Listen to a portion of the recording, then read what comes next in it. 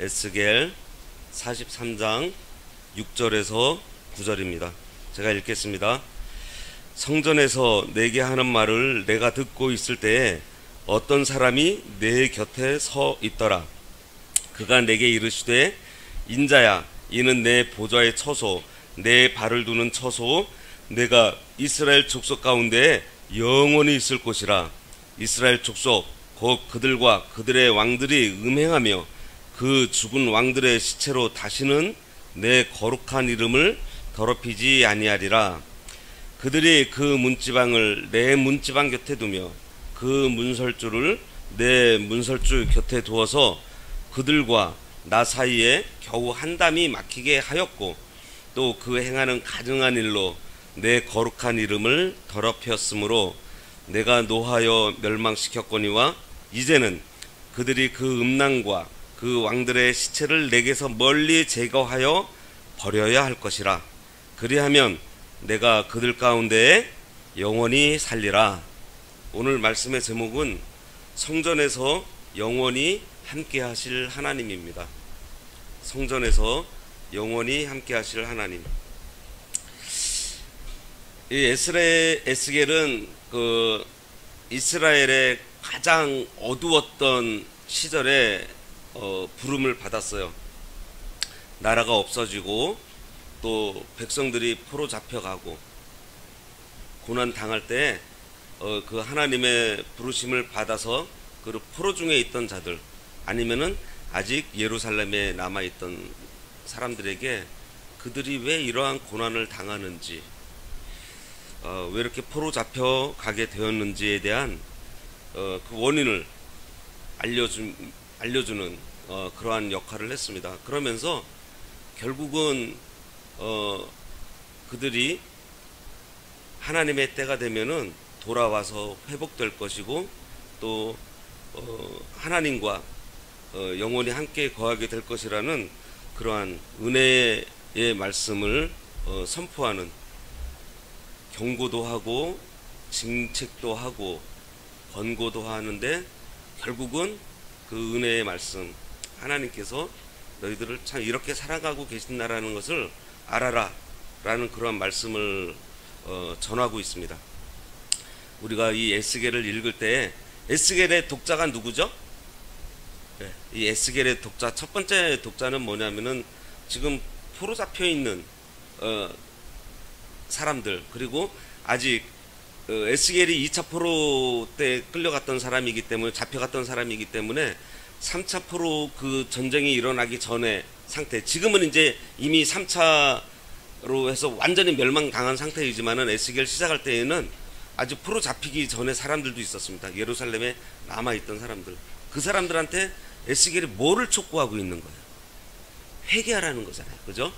그럼 결국은 우리가 이 에스겔서를 보면서 하나님께서 우리들에게 회개하기를 요구하고 계신다는 거예요. 근데 결국은 에스겔서를 우리가 쭉 읽으면서 보니까 이들이 회개하지 않아서 예루살렘 성이 완전히 무너집니다. 없어져 버려요. 그때 그 포위를 당하면서 어떤 일들이 벌어지죠? 흉년까지 들어가지고 자기의 자녀를 삶아먹는 그러한 일까지 벌어지는, 아주 처참한, 너희들 회개하지 않으면은 이러한 일을 당할 수밖에 없다라는 것을 우리가 에스겔서를 보면서 읽어야 돼요. 그러면서 뭐라고 하시냐면은 너희들이 이러한, 사실 자녀를 이게 죽여서 내가 먹는다라는 그러한 처참한 일이 나를 위해서 했다라는 그런 생각이 우리 들 수가 있어요? 없잖아요. 그런데 결국 그러한 징계들, 그러한 어려운 일들은 결국 하나님께서 우리들을 위해서, 그 이스라엘을 위해서 그 일을 하셨다라는 거예요. 그래서 이 징계가 너희들을 결코 멸망시키려고 하는 것이 아니라 너희들을 회복시키기 위한 방편이라는 것을 말씀을 해주시는 겁니다. 왜냐하면은 여기서 우리가 알아야 될 것은, 우리의 인생이요, 여기서 뭐 길면은 뭐 100년, 뭐 짧으면은 뭐 6, 70년이라고 하는데, 이거는 우리 육신을 입고 사는 인생이지만은 우리는 영혼을 사는 사람들이기 때문입니다. 그렇게 영원을 사는 사람이기 때문에 하나님께서는 영원히 함께할 우리들에게 지금 하시는 말씀이에요. 그래서 이 징계라는 게 당시에 우리가 눈앞에 닥쳤을 때는 힘들고 너무 좀 답답하고 좀 고통스럽지만은 결국은 하나님께서 우리를 사랑해서 우리들에게 이 일을 하고 계신다라는 것을, 그러면서 지금 이제 우리가 지금 마지막에 에스겔 40장부터 보면서 이 새 성전을 짓는 얘기를 나오잖아요. 뭐 보면은 에스겔은 이 성전을 통해 가지고, 이 성전을 통해서 백성들이 이제 포로에서 돌아오고 이제 회복될 때 이 하나님의 은혜로 예배가 회복되고 또 그들이 그 은혜로운 생활을 이제 계속해서 지속되도록 하나님께서 이제 함께하여 주실 것을 지금 얘기하고 있어요. 이러한 성전에 대한 말씀은요, 이제 성전에 들어가는 문 통로로부터 시작됐습니다. 이 설명을 할 때. 그래서 동문, 북문, 남문, 또 그 바깥들에 들어와서 바깥들에 대해서, 또 그 다음에 그 성소의 본체가 되는 성소와 지성소, 그리고 성전에 있는 골방들, 또 제사장의 방들, 뭐 안뜰에 대한 내용들이 이제 쭉 기록되어 있어요. 그러면서 이제 어제 43장 시작하면서 이제 성전이 이제 다 완성되었고 하나님께서 하나님의 영광이 동문으로 들어온다 그랬잖아요. 그래서 동문으로 들어와서 어떻게 됐다 그랬어요? 하나님의 영광이 그 성전에 가득 찼다고 했습니다. 오늘 본문 말씀은요, 이제 성전에서 우리와 함께 하시는 하나님의 말씀입니다. 하나님에 대한 말씀.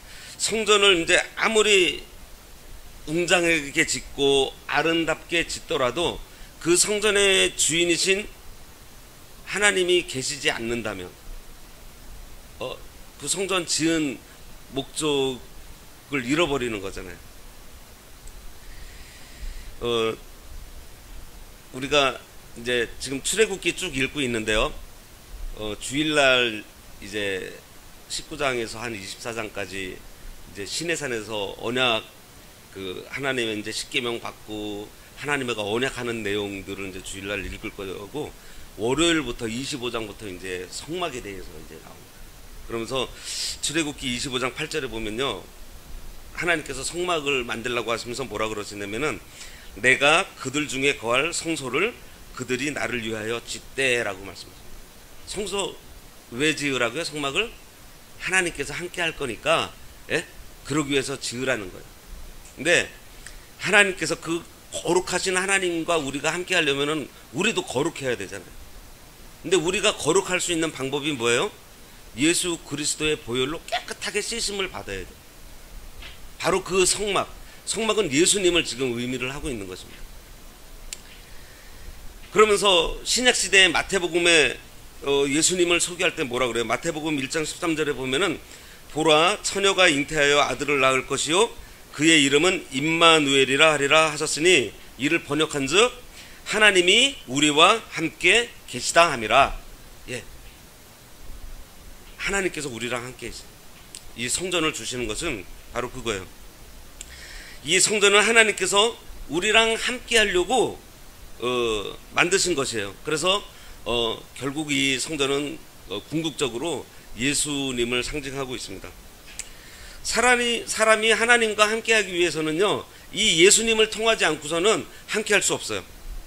하나님 앞으로 나아갈 수 없습니다.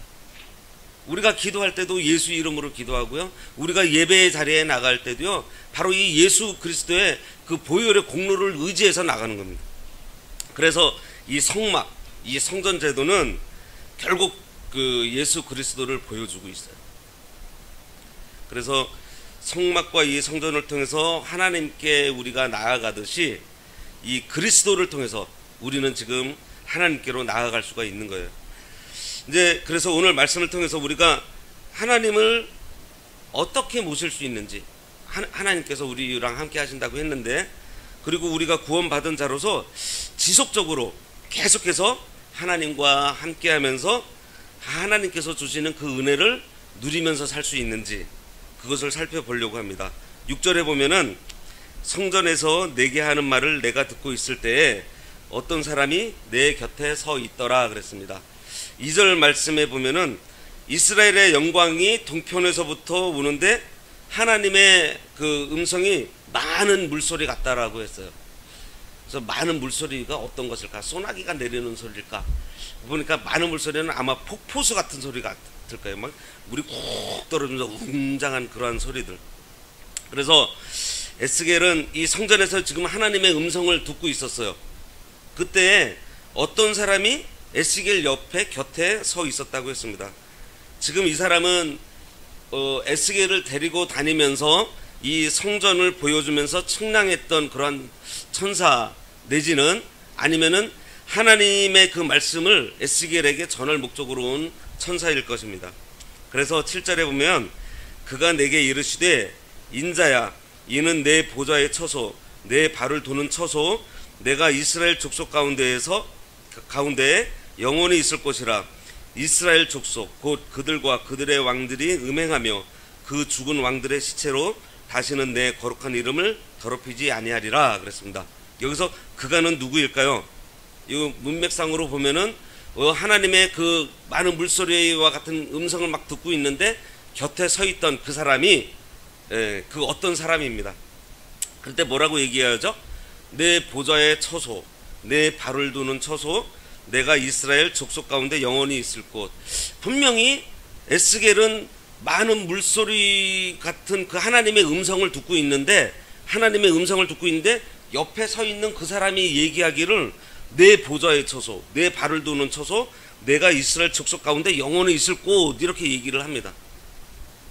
이 천사는 지금 하나님의 권위를 가지고만 할 수 있는 얘기를 지금 막 거리낌이 없이 지금 하고 있어요. 하나님의 음성을 듣고 있는데 에스겔이 지금 이 천사가 뭐라 그러면 내 보좌의 처소 내 발을 두는 처소 내가 이스라엘 족속과 영원히 있을 곳 이렇게 얘기하고 있어요.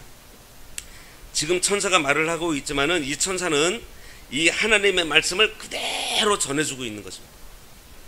이렇게 에스겔은 하나님의 말씀을 듣고 있는 거예요. 오늘도 마찬가지예요. 이 천사뿐만이 아니고 하나님께서 세우신 이 종들이 이 하나님의 말씀대로 전할 때 우리가 이 말씀을 하나님께서 하시는 말씀으로 우리가 들어야 돼요. 그래서 데살로니가 전서 2장 13절에 보면은 이 데살로니가 교인들이요 바울이 얘기하기를 이렇게 얘기합니다. 너희가 우리에게 들은 바 하나님의 말씀을 받을 때에 사람의 말로 아니하고 하나님의 말씀으로 받음이니 진실로 그러하다. 이 말씀이 또한 너희 믿는 자 속에서 역사하느니라 그랬습니다. 예, 하나님의 종들이 하나님의 말씀을 증거할 때 하나님의 말씀으로 받아야 돼요. 근데 중요한 것은 뭐냐면요, 이 종들이 하나님의 말씀을 정확하게 진짜 하나님의 말씀대로 전하고 있느냐를 우리가 알아야 되잖아요. 그죠? 예.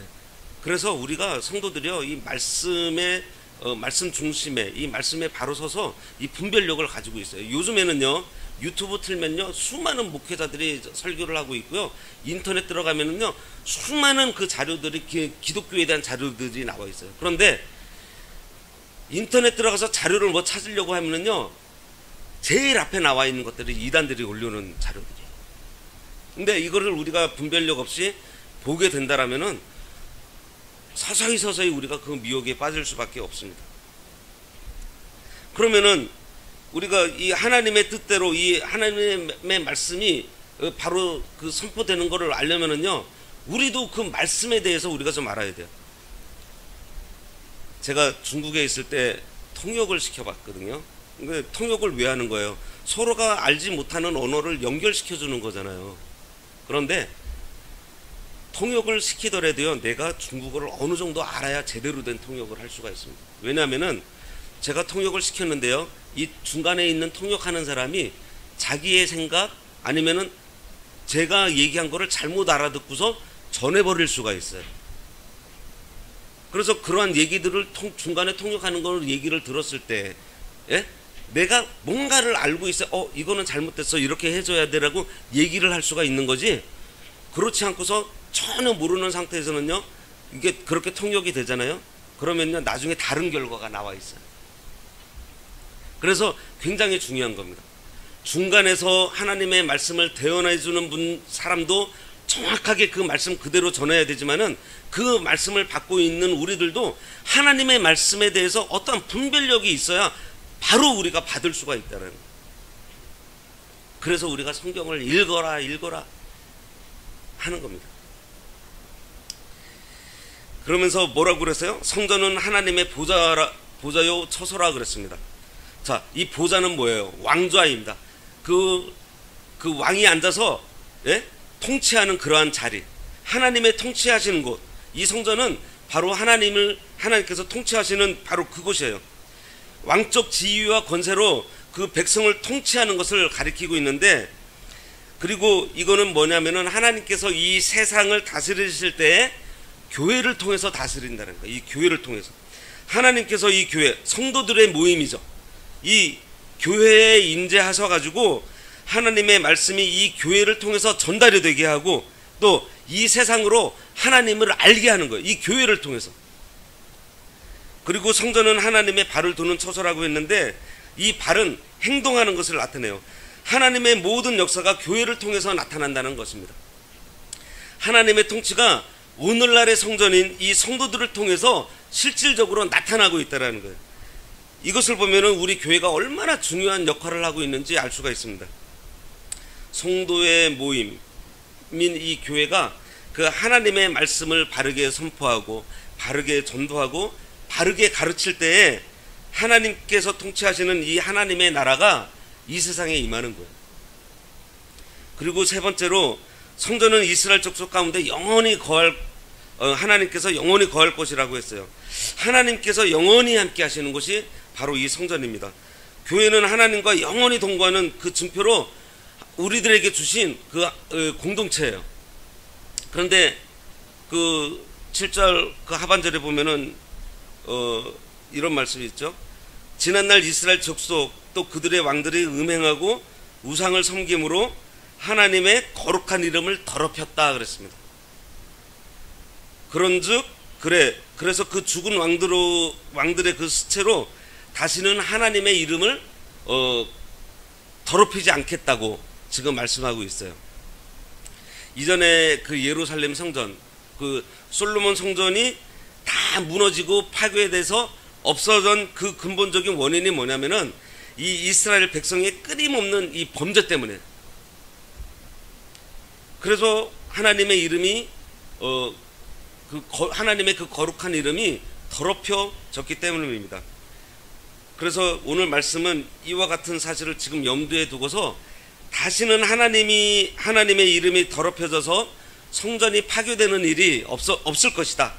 그러한 일이 일어나지 않을 것이다. 라는 지금 말씀을 하고 있어요.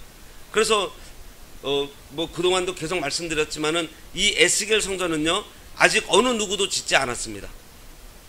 이 에스겔 성전은 이제 영원히 하나님께서 영원히 함께할 그 성전이고, 그리고 영원을 사는 우리가 또 그곳에서 하나님과 함께 있어야 될 바로 그 성전이에요. 8절 말씀에 그들이 그 문지방을 내 문지방 곁에 두며 그 문설주를 내 문설주 곁에 두어서 그들과 나 사이에 겨우 한 담이 막히게 하였고 또 그 행하는 가증한 일로 내 거룩한 이름을 더럽혔으므로 내가 노하여 멸망시켰거니와 그랬습니다. 여기서 문지방과 문설주는 성전 또는 이 신전을 가리키는 용어로 당시에 사용되었다고 합니다. 그래서 그 문지방, 그 문설주는 이스라엘의 그 악한 왕들이 세웠던 우상을 섬기는 신전을 뜻하고 또 그와 대비되는 여기서 내 문지방, 내 문설주는 바로 하나님의 성전을 의미하는 거예요. 그런데 이 우상을 섬기는 신전하고 하나님을 섬기는 성전을 담 하나로 딱 막아놨대요. 네? 그들과 나 사이에 겨우 한 담이 막히게 하고, 담 하나로 있어가지고 신전과 성전이 있는데 구분이 안 되는 거예요.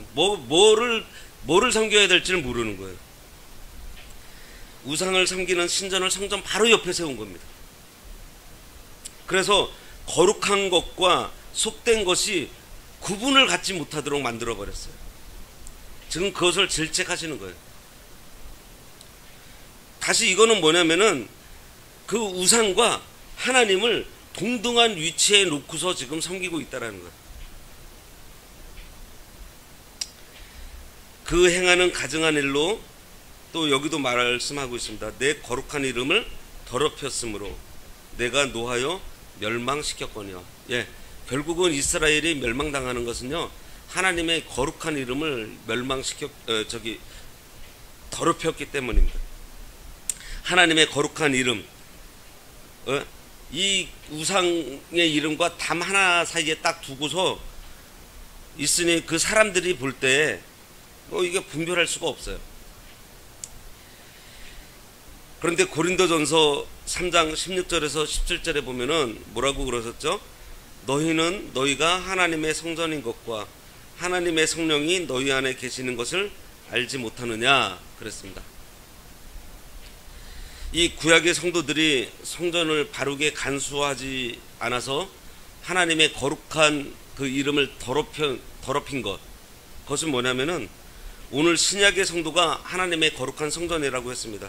그래서 우리가 하나님의 거룩한 성전인 우리들의 몸을, 또 우리들의 그 심령 상태를 우리가 바로 쓰지 않아서 하나님의 그 거룩한 이름을 더럽히게 된다라면은 바로 이스라엘이 받은 이러한 징계를 우리도 받을 수 있다라는 거예요.